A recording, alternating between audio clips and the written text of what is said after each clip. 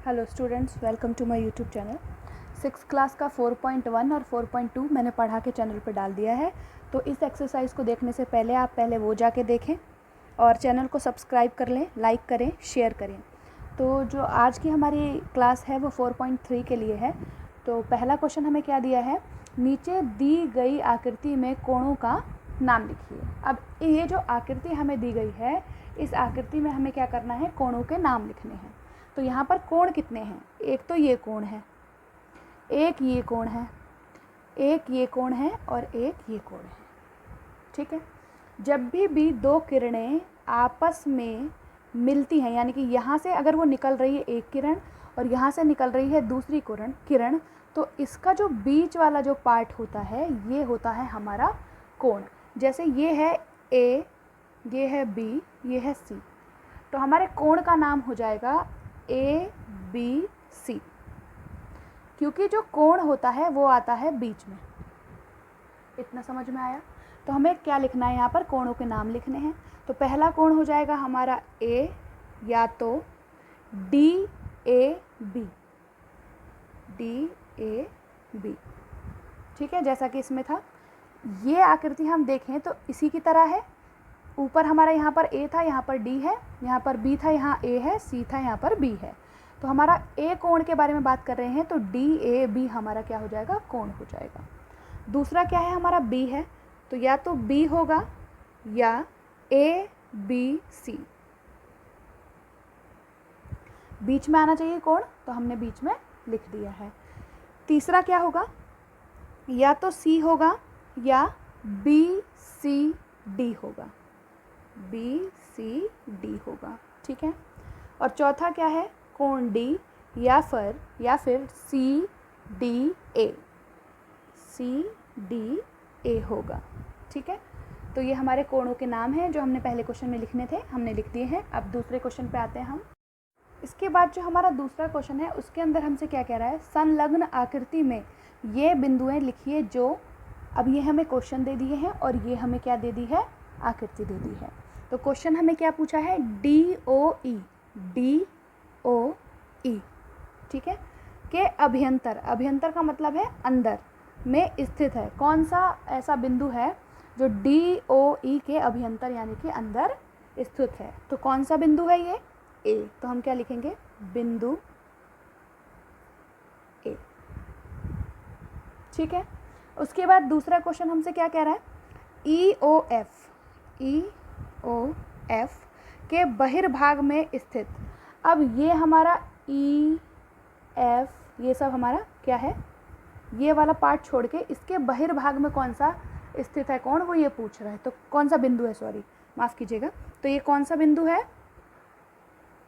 कौन सा बिंदु दे रखा है हमें, ये सी दे रखा है, यानी कि हमारा जो दूसरे का आंसर है वो क्या हो जाएगा, सी हो जाएगा, बिंदु सी। और इसके बाहर में ए भी है। ठीक है। तो हम लिख देंगे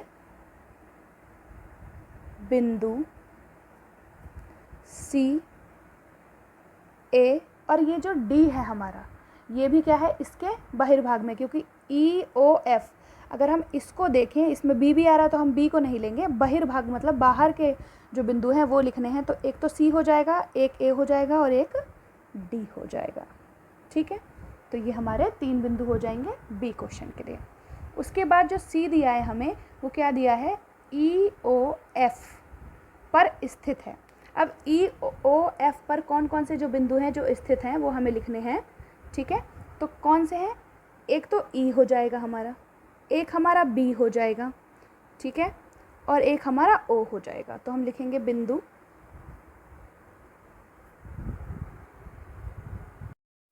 तो ई लिखेंगे,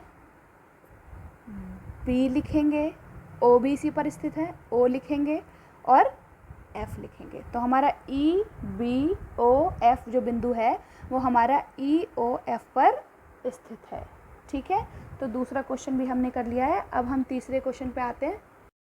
तो तीसरा क्वेश्चन हमें क्या दिया है, दो कोणों की एक रफ आकृतियाँ खींचिए जिनमें, अब हमें दो कोणों की रफ आकृतियाँ बनानी हैं जिनमें एक बिंदु उभयनिष्ठ हो। उभयनिष्ठ का मतलब है कि दोनों कोणों में एक बिंदु सेम होना चाहिए। जैसे हमने यहाँ बनाया, ये O है, ठीक है।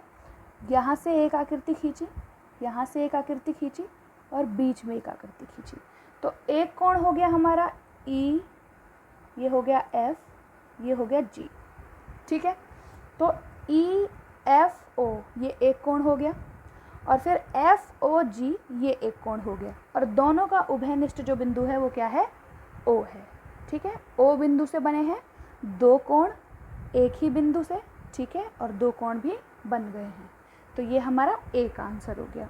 उसके बाद उसने बोला है उनमें दो बिंदु उभयनिष्ठ होने चाहिए। अब जैसे हमारा एक बिंदु था जो उभयनिष्ठ था, ठीक है, तो अब दो बिंदु उभयनिष्ठ कैसे होंगे, जैसे ये वाली आकृति है इसमें भी हम दर्शा सकते हैं, जैसे ये हमने O बनाया, ये हमने मान लीजिए C बनाया, ये बनाया D, ये बनाया E। तो इसमें क्या है कि इसमें दो बिंदु हैं जो उभयनिष्ठ हैं, एक तो C वाला और एक O वाला।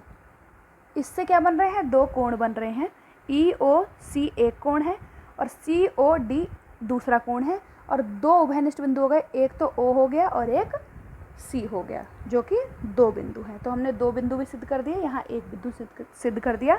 अब C में हमसे क्या पूछा है, इनमें तीन बिंदु हों जो उभयनिष्ठ हों, तो तीन बिंदु के लिए क्या, अब क्या कह रहा है, अब कह रहा है तीन बिंदु लेने हैं जो उभयनिष्ठ हों।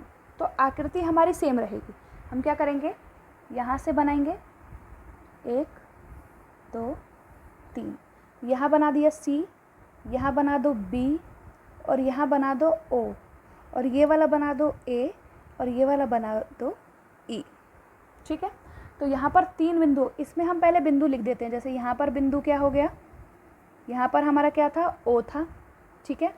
यहाँ पर बिंदु क्या थे हमारे, O और C। यहाँ पर बिंदु हमारे क्या हो जाएंगे, तीन बिंदु जो उभयनिष्ठ हैं, O, B और C, O, B और C, तीन बिंदु हो गए जो उभयनिष्ठ हैं, जो इस कोण में भी है और इस कोण में भी है, ठीक है। इसके बाद उसने क्या बोला है, D में, इसमें चार बिंदु उभयनिष्ठ होंगे। तो चार बिंदु उभयनिष्ठ, अब चार बिंदु उभयनिष्ठ बनाने के लिए भी आकृति सेम रहेगी, ऐसे, इसको थोड़ा बड़ा कर देते हैं, ये, तो ये दो हो गए हमारे कोण, ठीक है।